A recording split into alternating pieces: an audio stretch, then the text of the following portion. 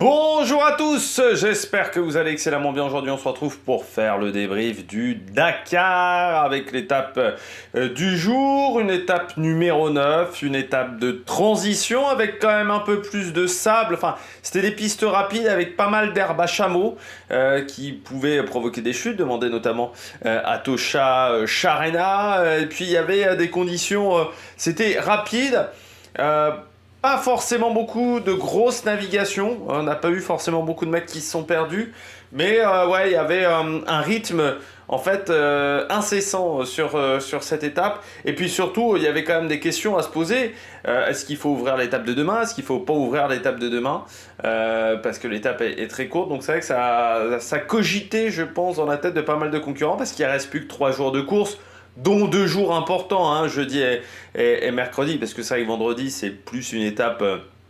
Alors faut toujours se méfier parce qu'il y aura quand même 60 km à faire, mais ça sera quand même moins compliqué. Et puis 60 km pour récupérer du retard, ça risque quand même d'être un petit peu compliqué, donc ça va surtout jouer dans ces 2 derniers jours. On peut même regretter le fait que il n'y ait pas un peu plus d'étapes de vraies dunes, 100% dunes, ce qu'on pouvait avoir en Amérique du Sud. C'est vrai qu'à chaque fois on attend un petit peu la fin de course pour mettre les dunes sur le Dakar ces dernières années. Ça serait bien peut-être d'avoir une journée en plus dans ce genre de cas, mais peut-être voilà, d'avoir un peu plus de kilomètres de dunes, parce que c'est vrai que l'anti-quarter est peut-être sous-utilisé cette année. C'est le seul défaut, je trouve, de ce Dakar, c'est pas assez de dunes à mon goût cette année. Enfin, on n'a pas vu suffisamment d'images de dunes, si c'est le cas du côté de la télévision. N'hésitez pas à vous abonner à la chaîne, à réagir dans les commentaires, à mettre un pouce bleu, à partager la vidéo sur les réseaux sociaux, notamment auprès de vos proches. Je pensais que ça peut les intéresser. Dans les commentaires, n'hésitez pas à me dire qui vous a plu, qui vous a déçu. Quand vous vous abonnez à la chaîne, vous pouvez rajouter la petite cloche, comme ça vous êtes au courant des dernières vidéos qui sortent sur la chaîne. N'hésitez pas à faire un super funks, ça c'est seulement si vous avez les moyens. Et puis, n'hésitez pas à rajouter la petite cloche et puis à cliquer rapidement sur les différentes miniatures vidéos. Bien entendu, si le sujet vous intéresse. Si le sujet vous intéresse pas, ou vous ne voulez pas découvrir ce sujet-là, voilà, passez votre chemin et allez voir une autre vidéo de ce côté-là. Bon, on commence tout de suite avec les abandons, comme tous les soirs. On va même remettre à jour, il est 17h20. Étape numéro 9, eh bien, pas mal de pilotes moto qui ont abandonné. Je pense notamment à Aaron Mer sur chute, touché à la jambe. Vous avez Iglesias Sanchez également qui est tombé. Michael Jacobi, le français. Et puis Malo Peña et Mildenberger. Mais là, qui sont des pilotes amateurs. Parce que voilà, quand vous avez un dossard de la descente, normalement, c'est que vous êtes plutôt parmi les amateurs. Derrière, en auto, on a également un abandon, celui en Challenger, même plus précisément de David Maigret, le portugais, et puis un camion également à abandonner, le camion Calisport hongrois avec Laszlo Hatch, ce qui fait encore un camion en moins. Ce qui vous montre quand même que c'est un Dakar qui n'est pas si facile que ça, parce qu'on a eu quand même des journées avec beaucoup d'abandon. On commence avec le classement des motos.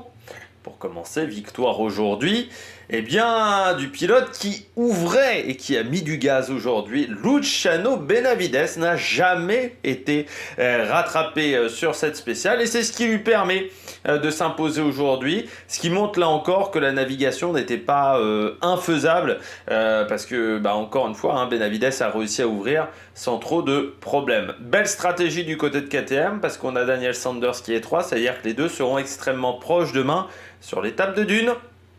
Ça peut aider à Daniel Sanders d'avoir déjà la trace d'un coéquipier. Deuxième, le deuxième d'hier, là également, Adrien Van Beveren, il l'a dit, il a été assez surpris au final du rythme de Luciano Benavides. Il s'attendait à reprendre du temps, et puis au final il a repris.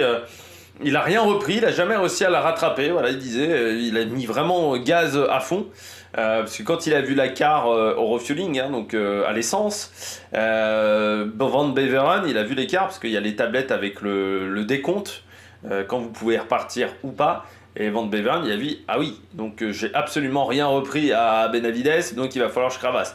Je sais qu'il n'y a pas de téléphone, par exemple portable, que les mecs n'ont pas de montre connectée, mais il y a quand même des petites astuces pour savoir où on en est dans son étape et si on fait une bonne journée ou si on fait pas une bonne journée.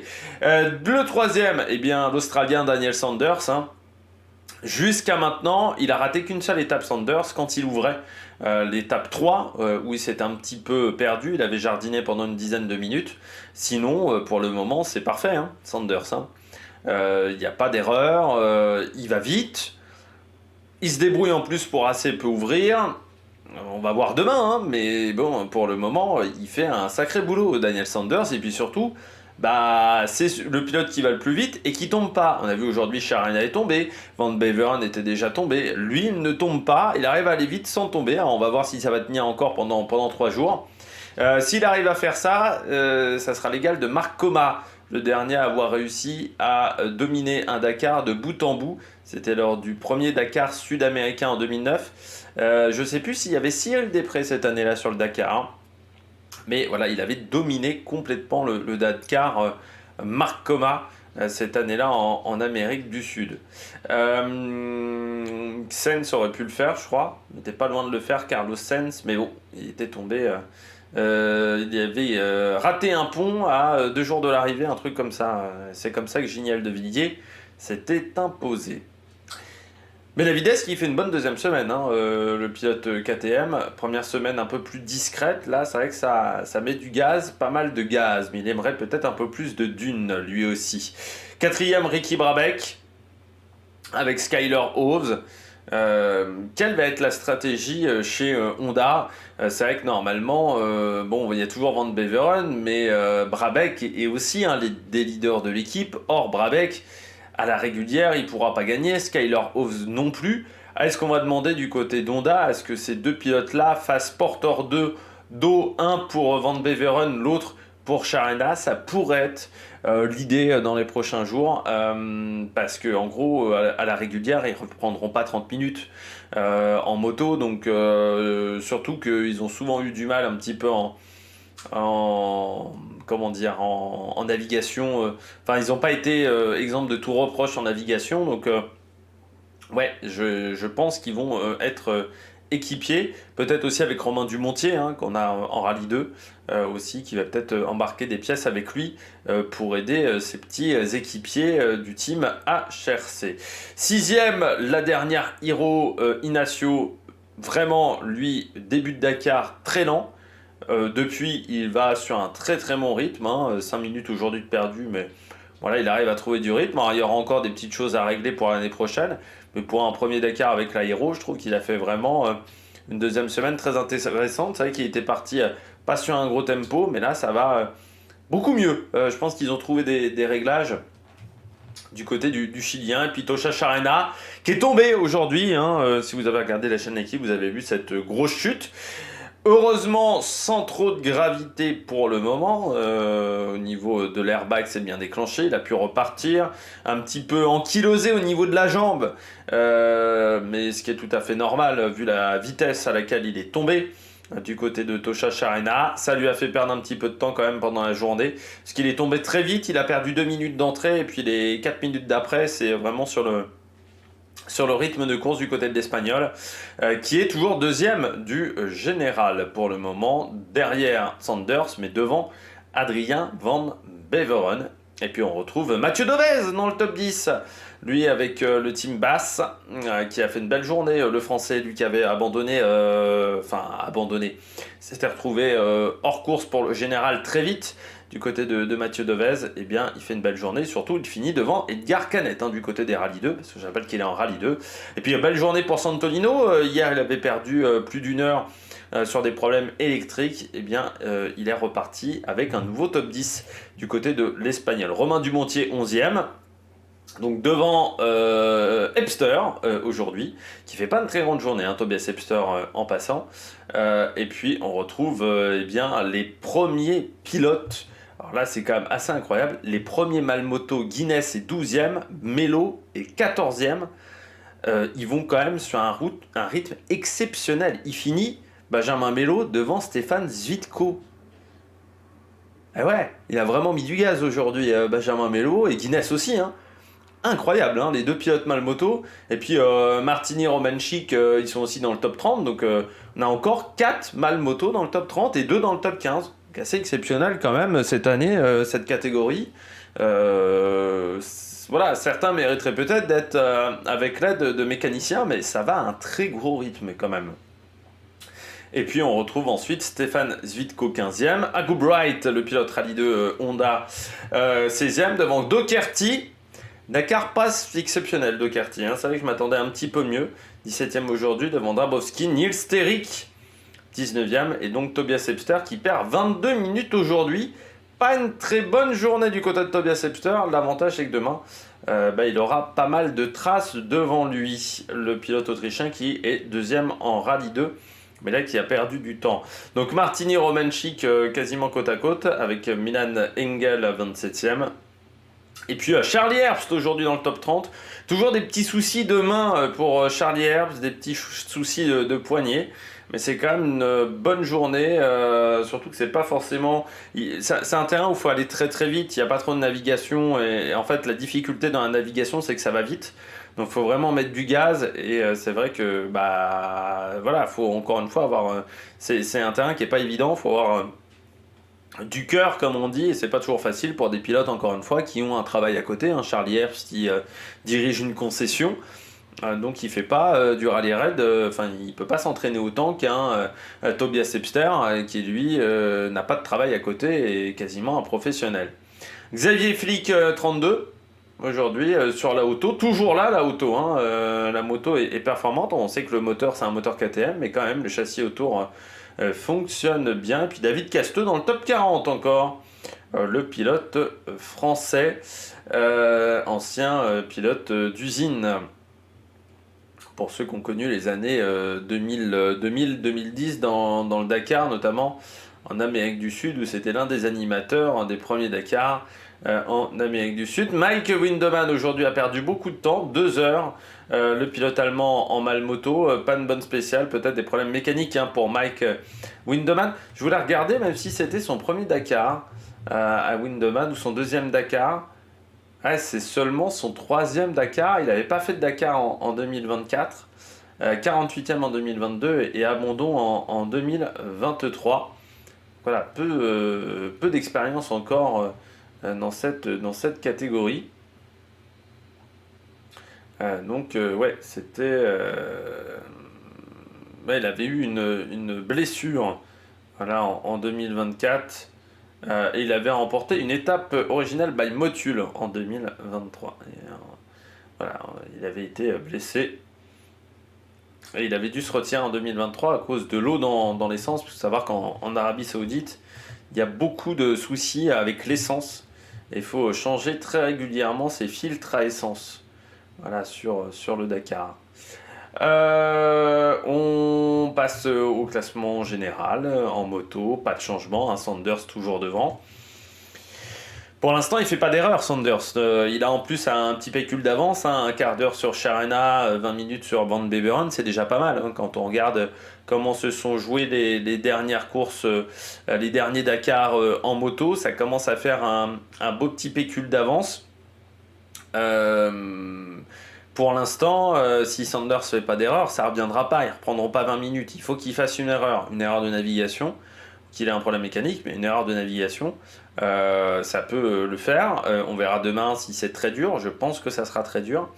On reviendra sur l'étape, mais bon, ça laisse peu d'opportunités. Il reste quoi, 400 bornes de spécial pour faire la différence, donc ça va pas être si évident que ça pour réussir à le battre. Il doit rester 400-500 km. Donc allez, on est quand même là plus proche de la fin que du début du Dakar. Et du côté de Daniel Sanders, ce qui est impressionnant, c'est son pilotage, parce qu'il est quand même vraiment à l'attaque. Ce qui est impressionnant aussi, c'est que c'est le seul qui arrive à aller vite sans faire d'erreur. Quand on regarde dans le top 10, il a pas vraiment fait de grosses erreurs de navigation comme Brabec ou Skyler Hoves. Il n'a pas chuté, contrairement à Van Beveren et Tosha Sharena. Et il a plus de rythme que Benavides, donc c'est ce qui fait aussi et que Cornero, donc c'est ce qui fait la différence. Ben, impressionnant quand même l'Australien, puis ça ferait du bien à KTM, hein, parce que on sait que financièrement ça va mal, et ça ferait beaucoup de bien aux constructeurs et aux employés. Je pense aussi du constructeur et surtout les employés de l'équipe, des employés du côté du Rallye Raid. Edgar Canet 8ème, toujours premier en Rallye 2, et qui augmente largement son avance sur Tobias Epster. Svitko est 10ème devant Lorenzo Santolino, qui pourrait peut-être revenir dans le top 10 sur la fin de ce Dakar, s'il continue à attaquer vite. Le pilote Cherko, juste devant Rui Gonçalves. Et puis au général, eh ben Guinness Melo, 20 et 21ème, Romanchik 24, et Martini 26. Et Windeman 30, malgré ses problèmes aujourd'hui, donc ils sont quand même 5 dans le top 30. Impressionnant, hein. Les pilotes Malmoto. Et Charlie Herbst, lui, est 25ème du général. Et on se dit quand même que Guinness, sans son quart d'heure de pénalité, oui, il y aurait plus d'écart avec Benjamin Melo, hein. Mais il ne serait pas plus devant au général. Et Canet toujours en tête du Rallye 2 devant Epster, mais maintenant 38 minutes. Dumontier à une 20. Dumontier pourrait peut-être remonter à la deuxième place, hein. Epster, faut pas qu'il continue à ralentir. Nils Sterik toujours quatrième, juste devant Tony Mulek, 7 minutes entre les deux. Et puis en Malmoto, donc comme on l'a dit, Manuel Guinness s'impose aujourd'hui, reprend encore un petit peu d'avance par rapport à Benjamin Melo, mais seulement 12 minutes. On sait que Benjamin Melo est très fort dans les dunes, et surtout il connaît très bien les dunes des Émirats Arabes Unis. Or, à partir de demain, on n'est pas très loin des Émirats Arabes Unis. C'est-à-dire que c'est des types de dunes. Il connaît aussi pas mal Abu Dhabi. C'est des types de dunes qu'il connaît potentiellement. Donc ça peut aller vite, 12 minutes. Romanchik, donc 3ème, devant Martini et Windeman, donc qui a perdu une position avec les 2 heures à cause de ces petits soucis techniques. Dommage pour l'Allemand, mais on sait, hein, on est dans une catégorie où ça peut arriver. On regarde le classement auto du jour. La victoire de Nasser Al-Attiyah sur cette spéciale. Il voulait ouvrir demain. Nasser, avec Édouard Boulanger, il voulait faire un coup. Aujourd'hui, tenter de reprendre du temps. Bon, le problème c'est qu'il va reprendre 3 minutes sur Yazid El Araji, mais c'est quand même une belle spéciale. Surtout c'est une victoire de spéciale, hein, pour le Dacia Sunrunner.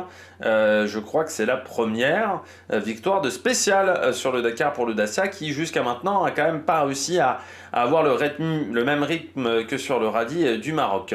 Deuxième, Guillaume Demévius et Mathieu Baumel. Bon, bah, comme disait très bien Adrien Pavio, un jour ça fonctionne, un autre jour ils ont tous les problèmes. C'est-à-dire que quand ils vont... c'est vrai qu'hier, il est parti avec la traction, en traction avant, donc forcément c'était un calvaire pour lui.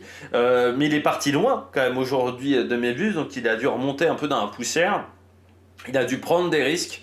Donc belle journée pour le Belge et le Français. Et puis donc Yazid El Araji et Timo Gottschalk qui reprennent la tête du classement général. Très belle spéciale devant Mathias Ekström. Alors il était bien parti, Mathias Ekström, et puis il a crevé au cours de la spéciale. Donc ensuite il est un peu ralenti dans les dernières portions de piste, mais ça lui permettra d'avoir une trace de main. Il faudra se méfier de Ekström avec le Raptor. Et puis Basuska 5ème, très bon, devant Michel Guthrie et Simon Witz, premier de roue motrice, et surtout dans le top 10 aujourd'hui devant Cristina Gutiérrez. C'est bien pour Simon Witz. Dakar qui a été compliqué, hein, notamment sa rencontre avec De Villiers, avec Nani Roma, du côté de Simon Witz, des problèmes de boîte de vitesse. Ça n'a pas été un rallye facile pour MD parce que pas mal de problèmes mécaniques aujourd'hui. C'est Christian Lavieille qui a abandonné, qui était en tête du classement d'Euromotrice. Donc c'est vrai que c'est, même s'ils dominent, hein, les deux Euromotrices aujourd'hui, surtout que l'équipe Century s'est un peu désengagée des deux roues motrices, ça reste quand même un Dakar difficile, pour l'équipe française. Gutiérrez 8ème, donc c'est bien, il sera pas très loin de Nasser Al-Attiyah. Et puis Joao Ferreira et Gastaldi, premier concurrent sur le Century. Henkel Tegan, mauvaise journée aujourd'hui, 16 minutes de perdu. Ça a démarré très mal en fait, il ouvrait, sauf qu'il a crevé au bout de 10 km et qu'en plus il s'est perdu, donc il a dû faire demi-tour, il a dû changer sa roue. Grosso modo, il s'est retrouvé en difficulté. Et ce qui fait que Serradori a ouvert la journée. C'est pour ça qu'il perd 17 minutes, parce qu'il a ouvert en fait une grande partie de l'étape Mathieu Serradori, parce qu'il est revenu en fait très vite sur Hank Lategan. Denis Krotov 14e devant cette Quintero. C'est qui a raté un waypoint, Quintero. 15 minutes de pénalité. Voilà, donc waypoint raté pour l'Américain. L'Américain qui a été alors moins fougueux que l'an dernier, que les années précédentes. Donc moins foufou, c'est vrai qu'il est toujours là après 10 jours de course. Par contre, moins rapide aussi. Donc il va falloir trouver le juste équilibre entre attaque et pas trop de défense non plus. On retrouve ensuite Jacopini, Menama et Esteve, 19e devant Variawa, qui a dépanné notamment... c'est lui qui a dépanné Henk Lategan, notamment avec son problème de roue. Et puis... Ah non, c'est Moraes. Je sais plus. Moraes aussi, il a raté un waypoint, mais bon, lui, il s'en fout, il joue plus général. Et puis on descend un petit peu. Nani Roma, 53 minutes de perdu, pas une grande spéciale. Il a dû mécaniquer aujourd'hui, Nani Roma. Il a eu un problème mécanique, c'est vrai. Et puis voilà les derniers concurrents aujourd'hui de la spéciale. On regarde désormais le classement général avec Yazid El Araji qui reprend la tête avec Lategan. 7 minutes d'écart entre les deux, mais demain, Henk Lategan sera avec des traces. Ce qui peut être un avantage et un désavantage dans les dunes. Certes, vous avez des traces, mais le problème, c'est que le sable devient moins porteur. C'est plus dur de motricer. Donc, c'est bien comme c'est pas bien de partir aussi loin. Il aura des dunes un peu défoncées, certainement, et voire des concurrents qui vont le gêner pour grimper les dunes, donc ça sera plus compliqué. Mathias Ekström, lui, est toujours 3e, très bon Dakar pour le moment sur le Ford Raptor, il fait pas trop de bruit, Ekström, il remporte moins de spéciales que les années précédentes, mais il est toujours là et toujours dans le coup pour la victoire. Nasser Al-Attiyah est 4e, donc on voit que rien n'est fait, 25 minutes, bon ça reste... vous savez, où vous êtes planté dans une dune, c'est 10 minutes, un quart d'heure. Donc voilà, déjà, c'est une grosse perte de temps. Et Michel Guthrie, 5e, devant Mathieu Serradori, 7 minutes entre les deux. On retrouve ensuite Jacopini, 7 Quintero, donc 8e, devant Ferreira Baraguana dans ce classement. Et Martin Prokop, 11e. Voilà, avec je rappelle, un prototype Ford, mais qui n'est pas du tout le même que celui de M Sport.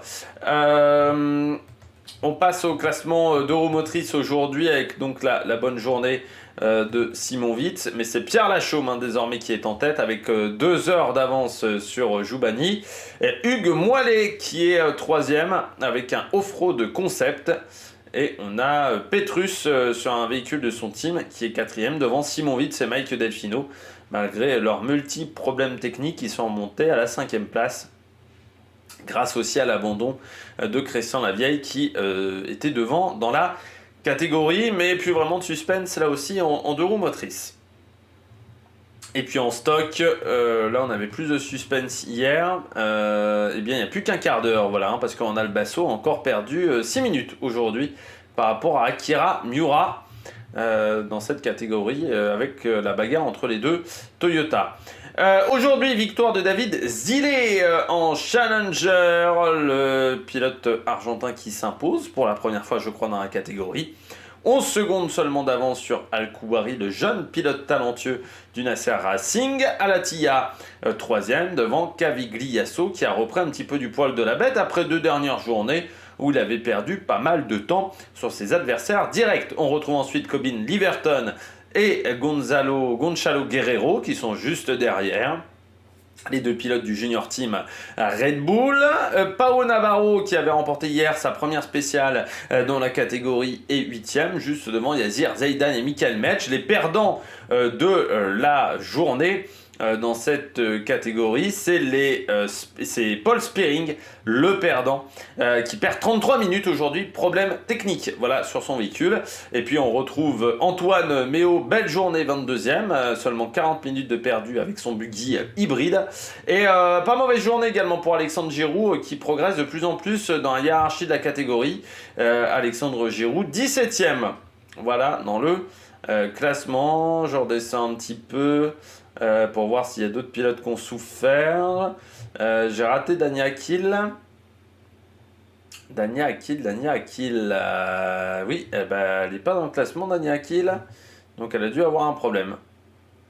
Voilà, j'ai pas l'information, mais comme je ne la vois pas, je pense qu'elle a eu un problème. Peut-être abandon définitif pour Dania Akil, pardon.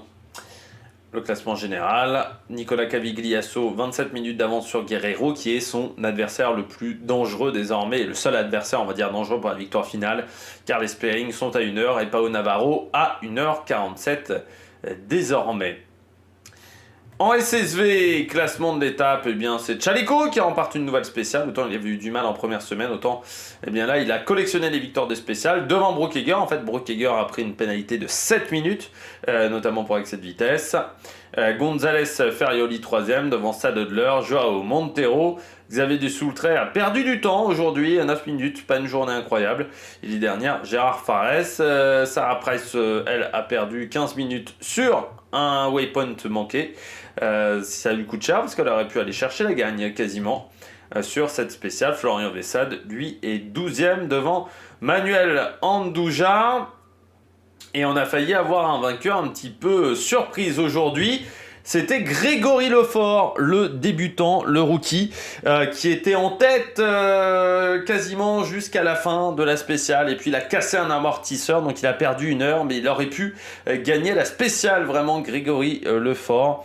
Donc un nom peut-être à retenir pour les années futures avec son équipe pole position 77. Voilà, Grégory Lefort, débutant, mais qui a été très fort aujourd'hui. Qui était bien parti, voilà, en SSV. Voilà, encore une fois, ancien pilote de Grand Prix, notamment en 250. Là, il a été vraiment efficace, voilà, sur cette spéciale. On poursuit avec le général dans cette catégorie. Broekheger a quasiment 2 heures d'avance sur Dussoultret. Chaleco à 2h08, ça sera un match entre les deux. Et puis Pinto et Jérôme de Sadler, donc encore une fois, à part un gros tonneau, normalement c'est fait pour Broekheger. Pareil en camion, Maciek, lui, n'a plus grand chose à gagner. Donc il gère désormais son avance. Aujourd'hui, il a perdu 7 minutes 30, mais je pense qu'il a perdu du temps en fin de spéciale parce qu'il ne voulait pas ouvrir demain. Martin Maciek, forcément. Puis bon, ça ne l'inquiétait pas trop de perdre du temps. Alex Lopreis, donc vainqueur aujourd'hui devant Vandenbrik, Zadoista Zala et Martin Maciek. Solstice Kiskolen complète le top 6. Sugawara, lui, a encore passé une mauvaise journée. Sugawara, vous voyez, il a perdu du temps. Je ne sais même pas s'il a fini, Sugawara, et non. 12ème, voilà, mais 34 minutes de perdu, voilà, pour Sugawara, et qui finit juste devant Anja Volnoen, la néerlandaise.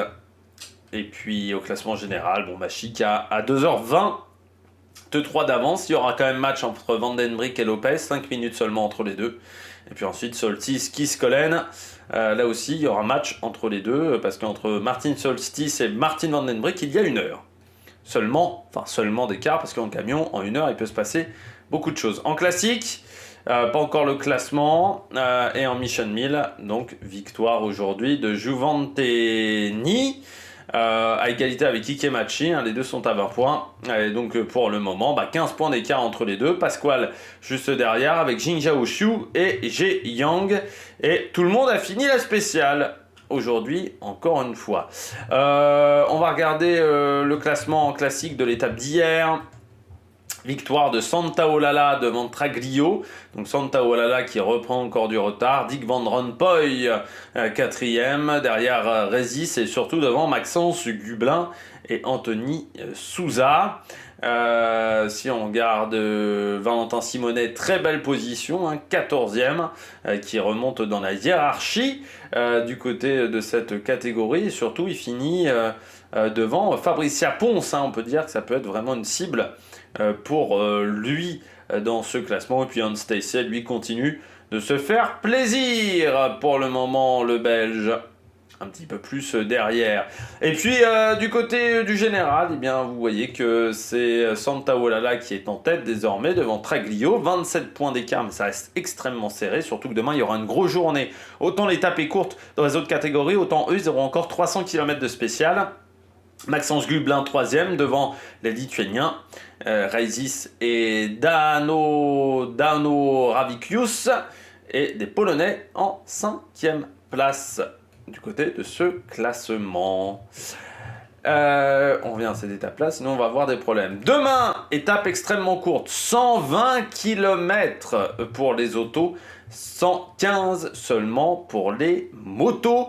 Malgré tout, c'est une spéciale atypique. Pourquoi? On arrive au camp de base final de Shubaita, mais il va y avoir 520 km de liaison, ce qui va être impressionnant. Ce qui fait que, grosso modo, on va partir demain matin très tôt. C'est-à-dire qu'on va partir à 5 heures, et puis on va faire 5-6 heures de moto avant d'atteindre le départ de la spéciale. Donc ça va être très particulier, notamment sur la gestion nutritionnelle. Parce que je sais pas comment ils vont faire, parce que ça veut dire que quand tu arrives à Shubaita, j'espère qu'il y aura quelque chose à manger pour les pilotes, parce que c'est comme si tu arrivais à jeun sinon pour faire la spéciale, parce que tu auras éliminé quasiment tous les nutriments que tu auras avalés auparavant. Donc tu risques d'être un peu le ventre vide, donc ça va être très particulier ce format spécial, voilà, avec 520 km de liaison et la spéciale ensuite avec des pas arrivés au camp de base, donc ça va être très particulier. Il faudra vraiment se méfier avec désormais des dunes, hein. On est dans l'anti-quarter, ça sera 100% dunes, et donc si la spéciale ne fait que 115 km ou 120 km, ça veut dire que potentiellement ça va être très technique avec pourquoi pas beaucoup de franchissements et peut-être pas mal de navigation compliquée à trouver, parce que je me dis que si c'est court, c'est qu'il y a un loup, ça veut dire que ça va peut-être être dur. En classique, vous voyez que c'est pas la même spéciale, hein. Là, il y aura 313 km de spéciale, donc ça sera bien plus long. Et puis 95 du côté des Mission 1000. Eh bien, j'espère que vous avez aimé cette vidéo. Si vous avez aimé cette vidéo, n'hésitez pas à vous abonner à la chaîne, à réagir dans les commentaires, à mettre un pouce bleu. Ce soir, Ineos, l'arrivée de Charlie Dalin également en vidéo. Et puis nous, on se retrouve pour de nouvelles aventures. Allez, ciao ciao sur la Mec Production.